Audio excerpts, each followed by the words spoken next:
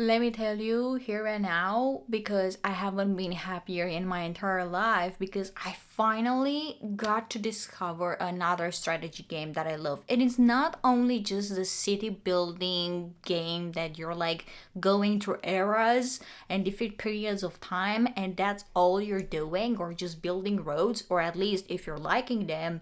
Hey, I'm not judging, but it's not my type. I really need to battle someone. I really need to conquer something. I really need to strategize and just annihilate my enemy, right? And today we're going to talk about Northgard because that actually got me really hyped. I also love Norse mythology, and I just cannot believe this game is released in what? 2017, 2018? Like, it's so old, and I heard nothing about it. People, my friends, my family, everyone, my aunt didn't tell me anything about Northgard. They just didn't know it existed. It was wiped out from their memory. They just didn't even know that it was a thing. But now I know about it. And probably if you're liking this video, for sure I'm going to make more videos about it. Probably about every other clan, how I'm battling something, how I'm doing some challenges. The first time trying multiplayer, because actually I've been only playing single player for now. And I've kind of trying to learn the different mechanics of every clan, and I've played only the Snake and the Wolf clan. I actually played the Wolf clan twice or 3 times, I guess, and then failed with Raven almost, then won with Raven, and now I'm actually playing with Snake clan. So if you really love Northgard or something like strategizing with gods, Norse mythology, and also Greek mythology, I will do more videos like this in the future. But now let's get to Northgard.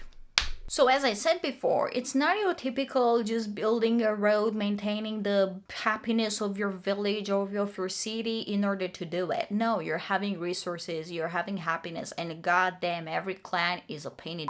And I'm saying this because you're having other important resources such as food, wood, crowns, which is the currency in the game, stone, and more. Even lore. With the lore, you're like, what the hell am I doing with it? Where you're just putting a village in order to be a lore master, and basically he would just kind of make some runes on a sacred stone and he would give you lore so that you would have specific perks for that only match that you're playing, either it's single player or multiplayer, and they're only unlockable per that game, which I love because it means it has diversity, because it means you can play in different play styles and even more. And not only that your enemies wouldn't know what the hell you are doing, neither you would know, especially at the beginning. So yeah.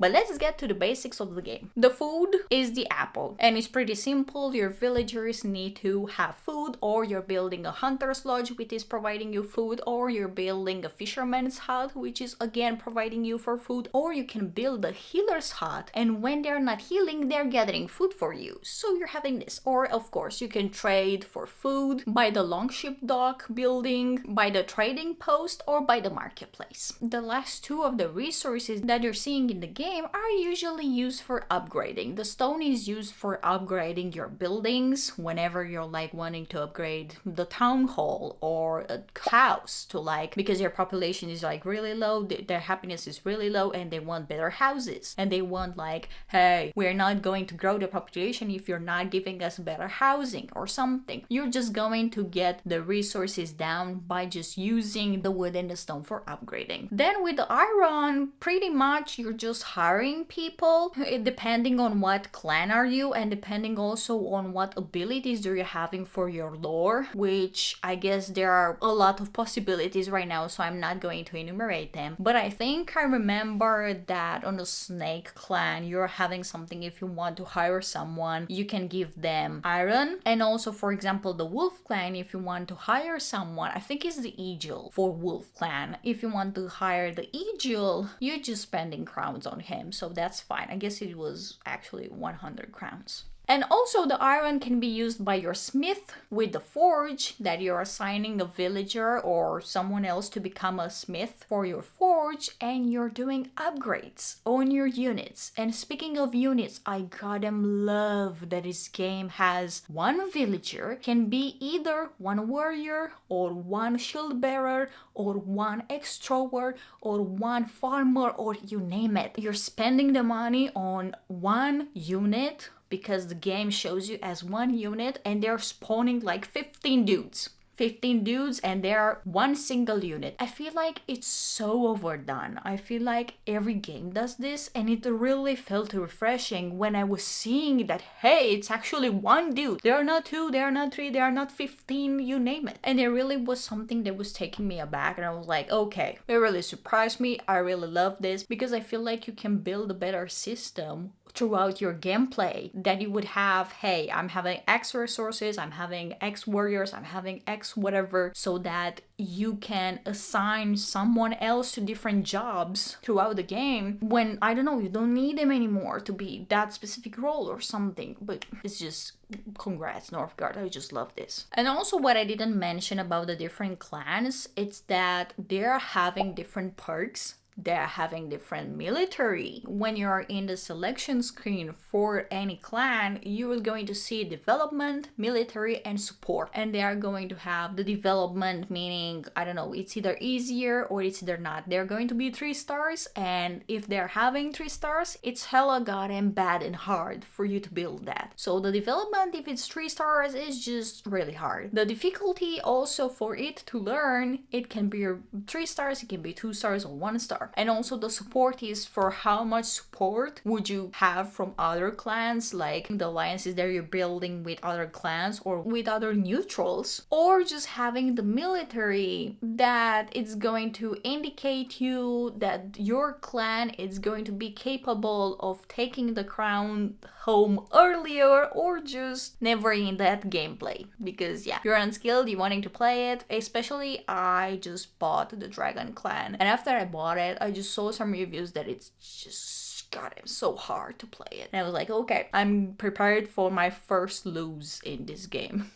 Speaking of the default perks of different clans, for example, with Wolf Clan, you can have more food during the winter. You can just not really depend on food, you can make easier food, so it means basically that your happiness will be growing. And then your villagers will be thriving and you will be not needing to do anything, just like, I don't know, colonizing zones and then losing a bunch of apples or a bunch of food, and then people are really unhappy and they are not doing anything.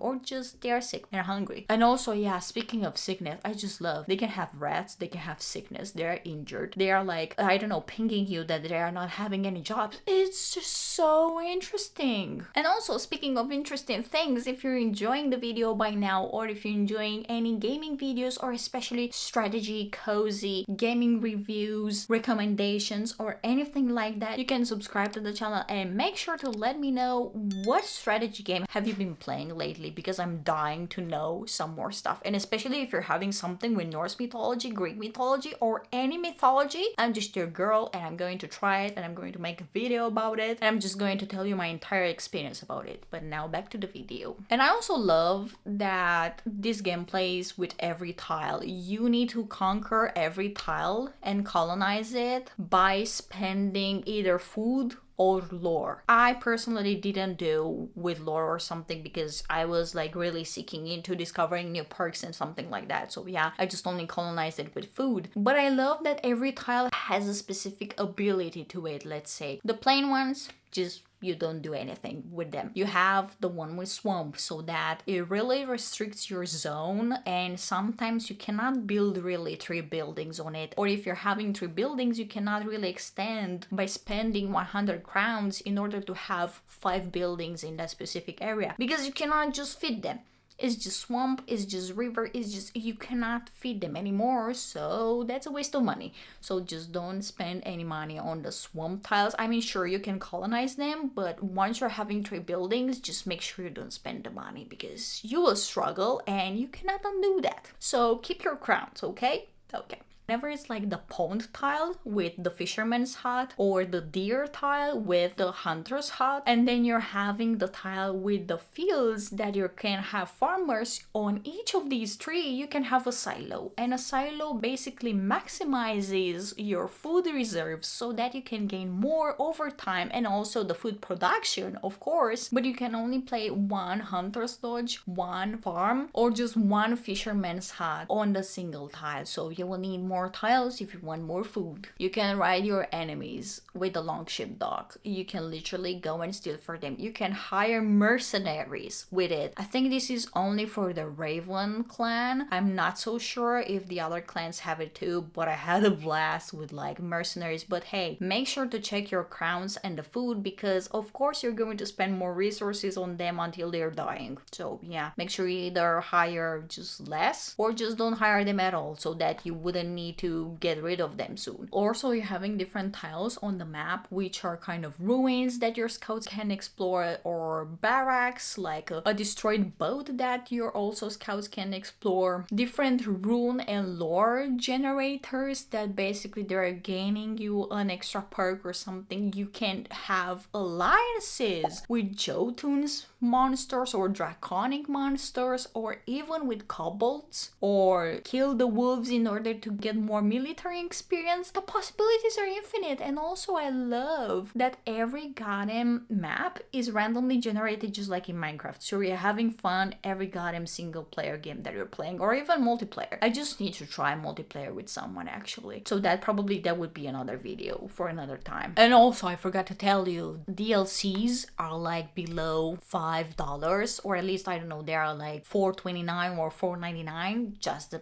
This is the max. And also they are like frequently discounted at $2.49 or $2.99, and you can get so many clans and they're all fun. Just take the reviews with a grain of salt, because some of the experience are really old. They might have fixed them. The game is really good, and also there are like people just hating on some of them because they're hard and they are like not experienced with them, and I totally get that. But I would prefer like getting them and just actually getting into them, instead of telling other people, hey, yeah, this sucked because I cannot beat the game with this clan. So yeah, that's fun. But overall, if you liked the video, make sure to subscribe to the channel for more videos like this. Like the video, and also comment below, I don't know, which strategy game are you playing again? And also make sure to stay tuned on my Instagram, because right now I'm posting stories daily, and also I posted about doing this content, and sometimes I might have been asking you what content should I make, what game should I play. So just let me know. I wish we could have like kind of a platform so that I would add polls in order for you guys to inspire me or something like that. And see you in the next video, the next Thursday, or on Instagram stories. Bye bye and happy playing.